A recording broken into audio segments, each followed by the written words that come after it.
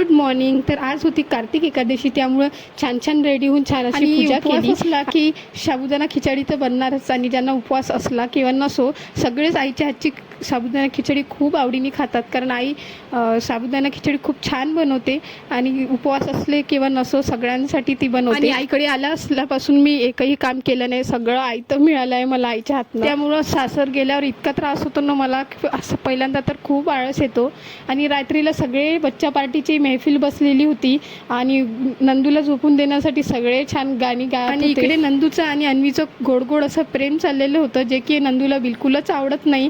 अन्वी तिला खूप त्रास देते, पण तरी तो त्याला दिदीशिवाय गमत पण नाही. आणि उपवास म्हटलं की आई उपवासाचे पदार्थ खूप छान बनवते, आणि आज माझी इच्छा होती साबुदाणा वडे खायची, त्यामुळे आईचं तेच बनवणं चाललेलं होतं आणि त्यांना मदत करत होती माझी ताई. आणि मी मात्र माझं माहेर पण खूप एन्जॉय करत होती आईचं आजचं. आई तर सगळं खाल्लं मी. आणि या पुढचे सगळे माहेरचे व्हिडिओ तुम्हाला हळूहळू अपलोड करणार आहे, त्यामुळे व्हिडिओ बघायला विसरू नका. Bye bye.